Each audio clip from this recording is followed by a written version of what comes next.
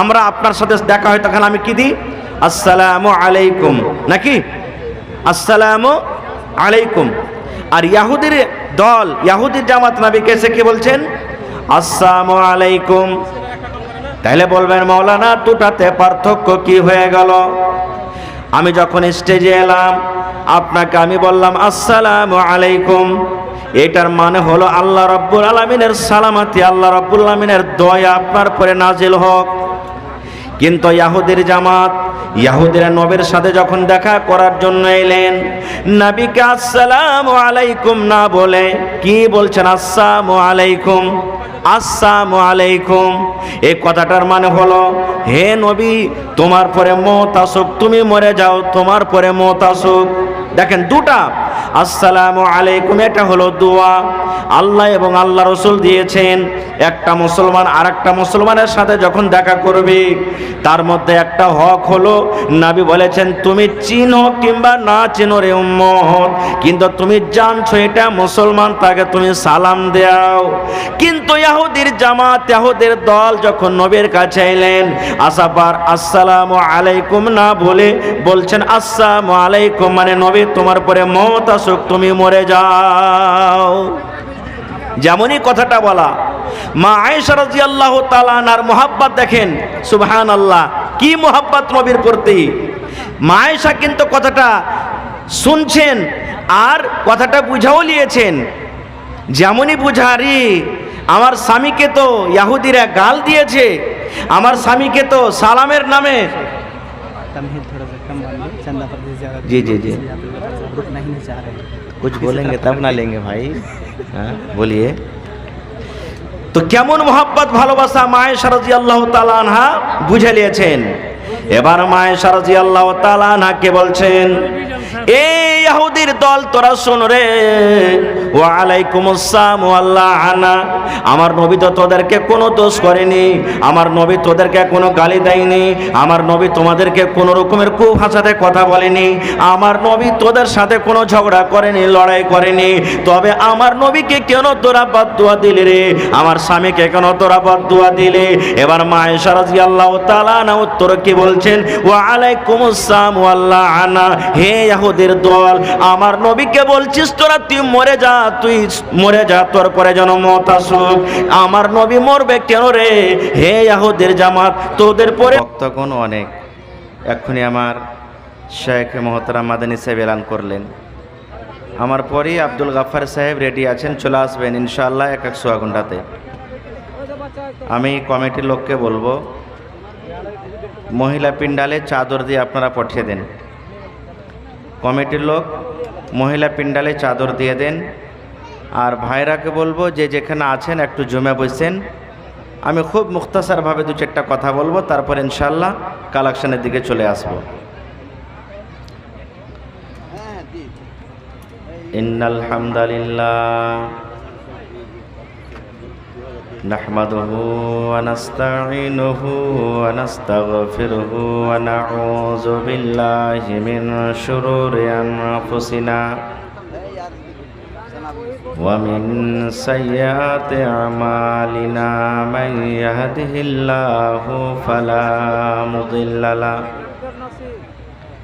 ওয়া মান ইউযলিলহু ফালা হাদিয়া লাহু وأشهد أن لا إله إلا الله وحده لا شريك له وأشهد أن محمدا عبده ورسوله أما بعد فإن خير الحديث كتاب الله وخير الهدي هدي محمد صلى الله عليه وسلم وشر الأمور محدثاتها وكل محدثة بدعة وكل بدعة ضلالة وكل ضلالة في النار أعوذ بالله من الشيطان الرجيم বিসমিল্লাহির রহমানির রহিম। আর-রিজালু কাওয়ামুনা আলান নিসা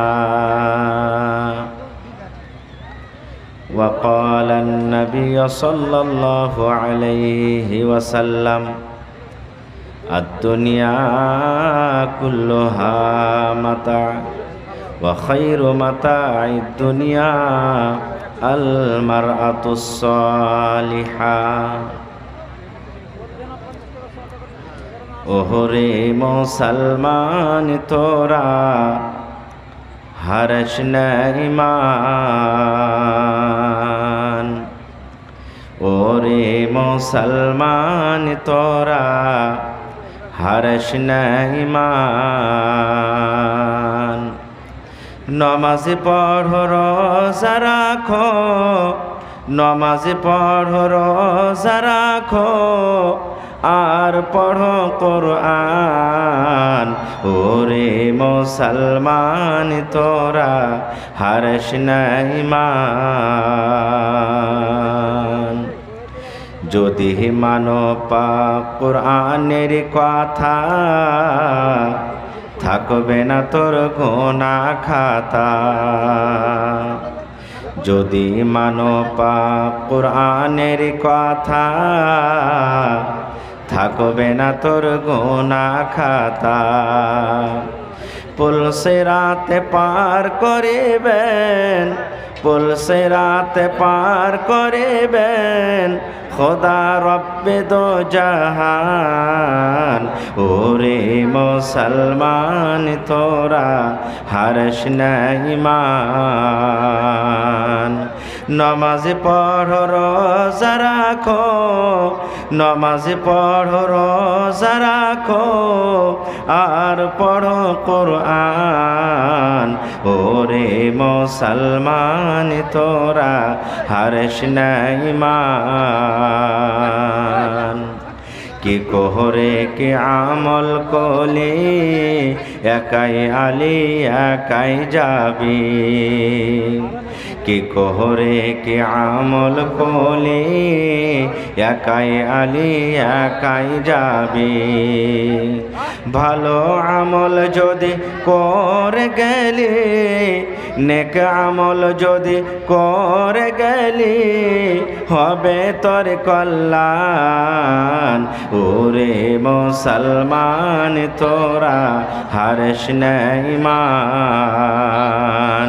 নমাজ পড়ো রোজা রাখো, আর পড়ো কোরআন। ওরে মুসলমান তোরা হারস না ঈমান। নারে তাকবীর। আজকে জলসার আমার যোগ্যতময় শ্রদ্ধেয় সভাপতি সাহেব,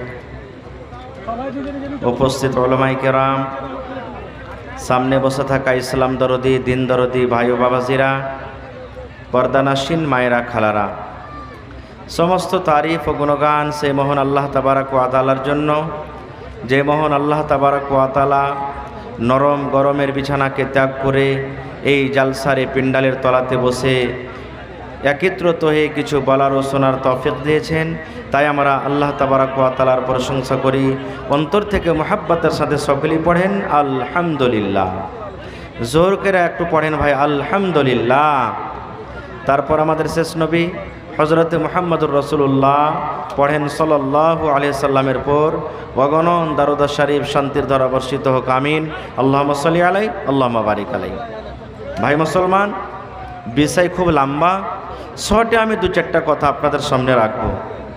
যারা পড়ালেখা মানুষ তারা অবশ্যই জেনে ফেলেছেন আজকে আমি কি বিষয় নিয়ে আলোচনা করব। তবে আমি আপনাদের কাছ থেকে কালেকশন নিব, তার আগে কিছু কথা রাখবো শর্টে। আমরা মানুষ, আল্লাহ তাবারক ওয়া তাআলা আমাদেরকে দুনিয়াতে পাঠালছেন আল্লাহ তাবারক ওয়া তাআলার ইবাদত বান্দেগি করার জন্য।